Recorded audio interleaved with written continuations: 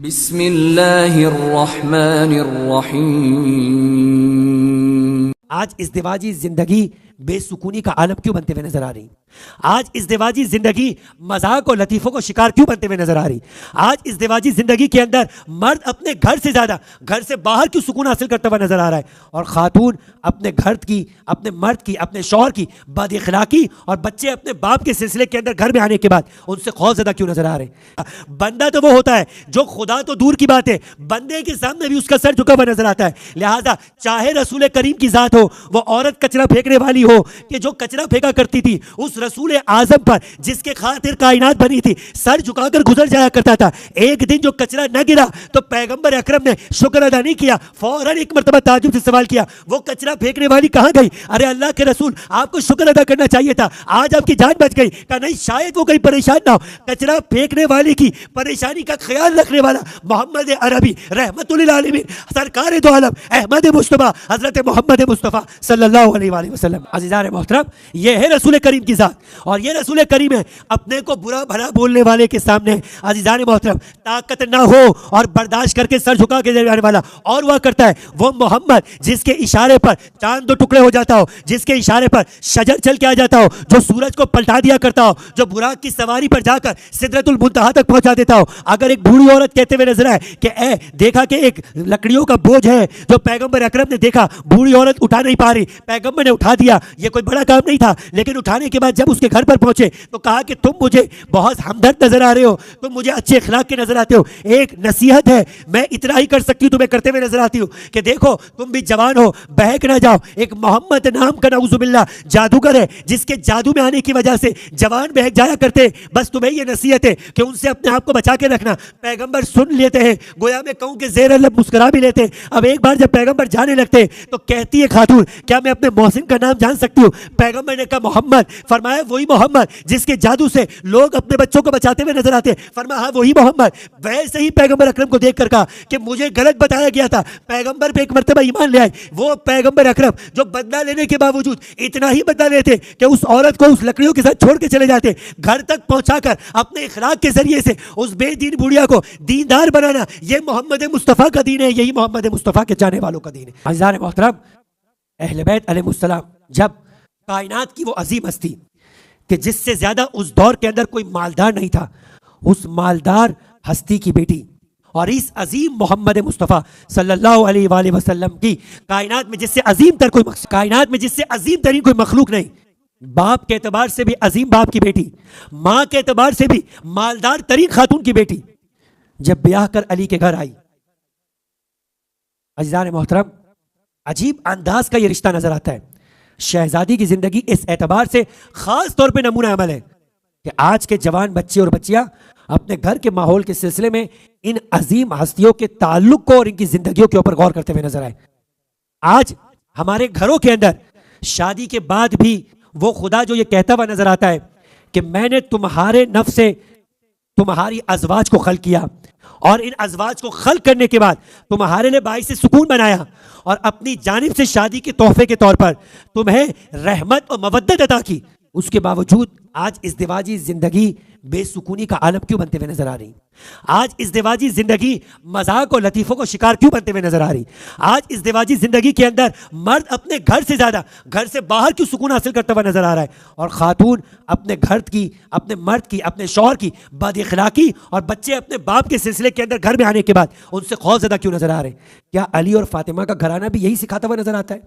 क्या शहजादी और मौलाए कायनात की जिंदगी का जो इम्तिजाज है वो यही दर्ज देते हुए नजर आती? आज अली के चाहने वाले और जहरा की चाहने वाली खातून अगर परेशान नजर आ रही है तो इसका मतलब ये कि ना अली से कुछ सीखा है ना जहरा से कुछ सबक लिया है। वो जनाब जहरा अजीब घर है कि वो चादर ततहीर, वो हदीस किस्सा कि जिसके बगैर आज हमारी किसी महफिल का आगाज नहीं होता, उस चादर के दो वाक़े आपकी खिदमत में अर्ज करूं और मंजिल मसाइब से करीब हो जाऊं। किताब जज़्बुल क़ुलूब फारसी की किताब है कि जिसके लिखने वाले हमारे मकतब और मसलक से ताल्लुक नहीं रखते। हमारे मुसलमान भाइयों में से एक अहम तरीन सीरत निगाह ने किताब लिखी जज़्बुल क़ुलूब, और रिवायत नकल करते फरमाया कि एक बार एक साइल दर सैयदा पर आ गया। शहजादी के घर में देने के लिए कुछ नहीं था। हमारी बात नेमतों पे हो रही है, हमारी बात वसाइल पर हो रही है। खुदा ने हमें क्या कुछ नहीं दिया, इसके बावजूद भी कभी साइल आ जाए तो तेवर बिगड़ जाया करते, दिल तंग हो जाया करता है, हाथ रुक जाया करता है। अजीब और गरीब किस्म के ख्यालात के जरिए से साइल को किसी ना किसी तरीके से पलटाने का बहाना तलाश किया जाता है। मगर अहले बैत का घराना बिल्कुल अजीब था। अहले बैत हमें अलग अंदाज से दर्ज देते हुए नजर आते हैं। सादिक आले मोहम्मद इमाम जाफर सादिक अलैहि अफजलुस सलातो वस्सलाम 1 दिरहम 2 दिरहम 10 दिरहम सदका देने के लिए 10 किस्म के बहाने और 10 किस्म के इंसान के जहन में वसवसे आते हैं। जरूरतमंद नहीं होगा, देने की क्या जरूरत है, बद इखलाकी के जरिए से पलटा दिया जाता है। यहां बात यह हो ही नहीं रही है कि 1 दिरहम 10 दिरहम। छठे इमाम फरमाते हैं कि जब हमारे यहां पर घर में रिक्स की तंगी हुआ करती है तो हमारे सदकात में इजाफा हो जाया करता है, इसलिए कि रिक्स की कुंजी सदका देना है। जब रिक्स तंग हो जाए तो तुम खुदा की बारगाह में ज्यादा अता करो, जितना तुम्हारी जानिब से अताओं में इजाफा होगा इतना खुदा की बारगाह में रिक्स की परेशानी के दरवाजे बंद होते हुए नजर आएंगे। और ये तो घर वो है कि जिस घर में साइल दरवाजे पर आ गया है, देने के लिए कुछ नहीं, तो हक था कि साइल को लौटा दिया जाता, अपनी परेशानी का इजहार कर दिया जाता। मगर रावी ये बताता है, खुद सलमान फारसी, इत्तेफाक से सलमान कह रहे थे कि मैं दर सैयदा पर बैठा था, खादिम थे दर सैयदा के। सलमान ऐसे ही सलमान नहीं बने, दर सैयदा के एहतराम और अजमत और खिदमत की वजह से सलमान को सलमान बनना मिला। अजीज़ान मोहतरम, सलमान को एक मरतबा शहजादी ने कहा कि सलमान जाओ, ये हमारी चादर लेकर जाओ। वो जो तदहीर वाली चादर है, वो जो हदीस से किसा वाली चादर है, ये चादर न जाने बाजार में बिकने के लिए कितनी मरतबा आई, इसके कई रिवायात मौजूद हैं। मगर जज्बुल कुलूब साहिब जज्बुल कुलूब कहते हैं कि आज एक मरतबा सलमान से कहा कि सलमान जाओ और ये चादर किसी के पास गिरवी रखवाओ, जो कुछ उससे मिले ला कर दो ताकि साहिल घर से खाली हाथ ना जाए। सलमान एक मरतबा चादर को लेते हैं, कभी चादर की जानिब निगाह करते हैं, कभी दर सैयदा की जानिब निगाह करते हैं। आंखों में एक मरतबा आंसू आ गए, हिम्मत नहीं थी कि बाजार में जाकर इस चादर से मुताल्लिक कुछ कह पाए। क्या कहे कि किसकी चादर है और इसकी क्या कीमत मांगे। कोई चीज है दुनिया में जो चादर सैयदा की कीमत बन पाए। लेकिन सलमान एक मरतबा बाजार में चादर लेकर घूम रहे, बोलने की कुछ ताकत नहीं है। एक मरतबा एक यहूदी, बूढ़े यहूदी का घर का दरवाजा खुलता है, सलमान को चादर के साथ देखते हैं। एक बार सलमान को कहते हैं कि सलमान करीब आओ।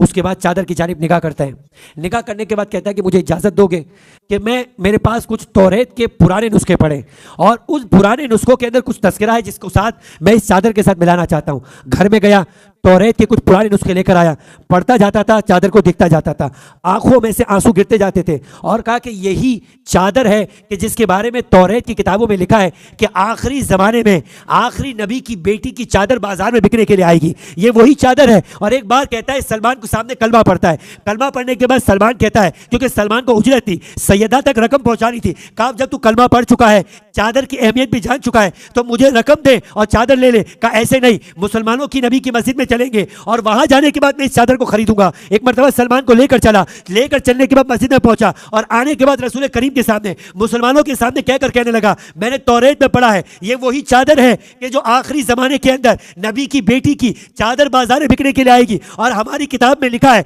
कि जो कोई इस चादर को खरीदेगा वो इस चादर को खरीदने के बाद दुनिया और जहां का अमीर तरीन आदमी करार पाएगा। सलमान एक मरतबा कहने लगे, अब तू जब कलमा पढ़ चुका है, चादर की अहमियत अपनी ज़बान से बयान करता है, अब चादर क्यों नहीं लेता है। कहा जब तक यहूदी था तब तक इस चादर को हाथ न लगाया, अब मुसलमान होने के बाद कैसे मुमकिन है कि इस चादर को हाथ लगाओ, कीमत भी मुझसे लेकर जा, साहिब चादर को इस चादर भी वापस पलटा दे। अज़ीज़ान मोहतरम, ये वही चादर है कि जिस चादर की मालिका का नाम फातिमा ज़हरा है, और आपने सुन लिया हज़रत ज़हरा का मकाम, अब सुनिए दूसरे मकाम के ऊपर यही फातिमा है। एक मरतबा अपने घर में बीमार हो गई, इस कदर बीमार हो गई क्या नहीं, सरहाने आते और सरहाने आने के बाद कहते हैं, फातिमा जब कोई बीमार होता है तो उसका दिल चाहता है कि कुछ आम रूटीन से हटकर किसी खाने को खाए, किसी गिज़ा को ले, कोई ख्वाहिश करे तो अली आपकी ख्वाहिश को पूरा करे। फरमाया कि नहीं अली, मैं किसी ख्वाहिश का इजहार नहीं कर सकती, इसलिए कि जब मेरे बाबा ने मुझे ब्याह था तो ये कहा था कि देखो तुम शौहर अली के घर जा रहे हो, शौहर का हक ये हुआ करता है कि अब कभी शौहर के सामने